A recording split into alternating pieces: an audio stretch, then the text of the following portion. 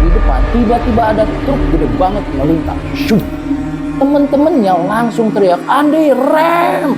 Ada truk. Tidak lama kemudian terdengar brak.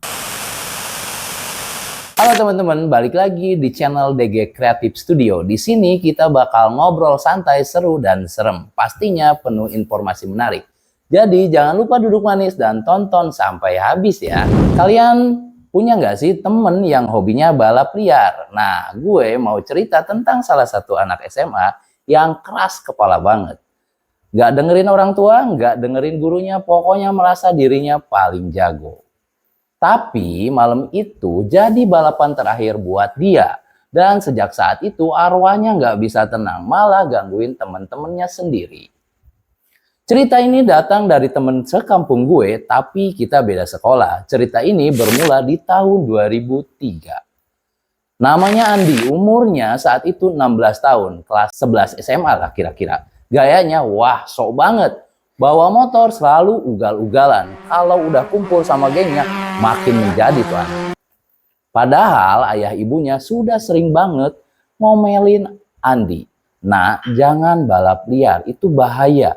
Tapi Andi malah ketawa. Dan kalian mau tahu jawabannya apa? Ah, paling juga bapak ibu yang lebay. Pikirannya kolot, gitu katanya. Di sekolah, gurunya udah sering negur Andi. Karena dia sering tertidur di kelas. Sering telat gara-gara bergadang, nongkrong, dan mabuk-mabukan. Pokoknya keras kepala banget nih Andi. Suatu malam, jam 1 dini hari, jalanan sepi. Cuma ada suara motor knalpot yang berisik banget. Anak-anak muda kumpul, taruhan, dan teriak-teriak.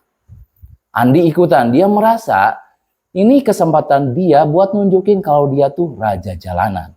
Motornya dipanasin, gaspol, suara knalpot bikin kuping sakit. Semua pembalap udah siap berjejer di garis start. Aba-aba dilepas. 3, 2, 1. Gas pun berbunyi kencang. Wus, motornya melaju kencang banget. Andi menoleh ke teman-temannya sambil senyum-senyum merasa keren. Tapi dari depan tiba-tiba ada truk gede banget melintas. Teman-temannya langsung teriak, "Andi, rem!" Ada truk. Tidak lama kemudian terdengar brak. Tubuh Andi mental, kepalanya hancur, nyiprat kemana-mana. Motornya remuk dan dia langsung meninggal di tempat. Kata temen gue yang ngelihat langsung di TKP, mata Andi masih melotot waktu dia udah gak bernyawa. Serem banget deh pokoknya. Besoknya, kabar tentang kematian Andi menyebar luas. Orang tuanya nangis histeris. Ibunya sampai pingsan. Ayahnya cuma duduk lemes banget dengan tatapan yang kosong. Gurunya juga kaget. Soalnya sehari sebelum kejadian tersebut sempat negur Andi. Tapi yang bikin ngeri itu justru setelah pemakaman Andi. Teman dekatnya Andi, kita sebut aja si Riko. Malam-malam dia kebangun. Dia dengar suara knalpot motor berhenti pas di depan rumahnya. Pas dia ngintip, pas si Riko ngintip nih di jendela, ada sosok mirip seperti Andi. Duduk di motor, pakai seragam sekolah, mukanya penuh. Riko langsung nutup jendela, mungkin karena dia panik ya. Beberapa menit kemudian ada suara ketukan. Tok, tok, tok. Lalu suara lirih terdengar, "Riko, tolongin gue." Gak cuma Riko, teman-teman yang lain juga diganggu sama arwah Andi ini. Ada yang lagi naik motor, ngerasa jok belakangnya berat banget. Pas nengok, lewat spion ada Andi duduk di belakang, wajahnya hancur. Ada juga yang tiap tidur selalu kebangun karena mimpiin Andi. Dalam mimpi itu, Andi jalan ke arah mereka. Jalannya pincang, badannya hancur. Terus ngomong, "Tolong bilangin ke guru-guru sama orang tua gue minta maaf. Gue nyesel udah durhaka."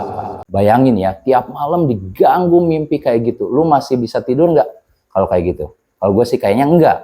Suatu malam, semua temen geng Andi mimpiin hal yang sama. Mereka ada di jalan tempat Andi kecelakaan. Lampu jalannya redup, sunyi, terus tiba-tiba suara motor meraung keras banget. Andi muncul, badannya penuh darah, tulangnya kelihatan, mukanya hancur. Dia ngeliatin mereka sambil bilang, gue nggak bisa pulang, gue nggak tenang, tolong sampaikan permintaan gue, tolong bang. Itu ujar arwah Andi. Tiba-tiba tubuhnya jatuh ke aspal, darahnya ngalir deras dan semua kebangun barengan. Keringat dingin, jantung pun mau copot. Sejak itu teman-temannya nekat datengin orang tua sama guru Andi. Mereka ceritain tuh mimpi-mimpi mereka dan pengalaman-pengalaman mereka setelah Andi tiada. Orang tuanya cuma bisa nangis. Mereka bilang ke teman-teman Andi, seandainya Andi waktu itu nurut, dan seandainya dia nggak keras kepala. Teman-temannya bilang ke orang tua dan gurunya, gangguan pun sudah mulai reda. Tapi katanya, sampai sekarang kalau malam-malam lewat jalan tempat Andi kecelakaan, masih suka kedengeran motor ngebut padahal jalanannya kosong. Entah itu cuma halusinasi atau arwah Andi udah jadi makhluk penghuni jalan itu. Ingat ya geng, nasihat orang tua dan guru itu bukan buat ngeribetin kita, tapi buat kebaikan kita. Jangan sampai lu nyesel kayak Andi, yang baru sadar setelah semuanya terlambat. Buat kalian yang masih suka balapan liar, terus gak dengerin orang tua atau guru, mending lu segera sadar deh, atau mau nyesel. Itu sih pilihan lu ya. Terima kasih yang udah nonton cerita ini. Kalau kalian punya pengalaman serem, misteri, atau kejadian aneh yang mau kita bacain atau kita angkat, boleh banget kirim ke email atau DM di DG Creative Studio. Siapa tahu kisah kalian tayang di channel ini dan bikin ribuan orang ikut merinding. Sampai jumpa di cerita berikutnya. Thank you for watching. Bye.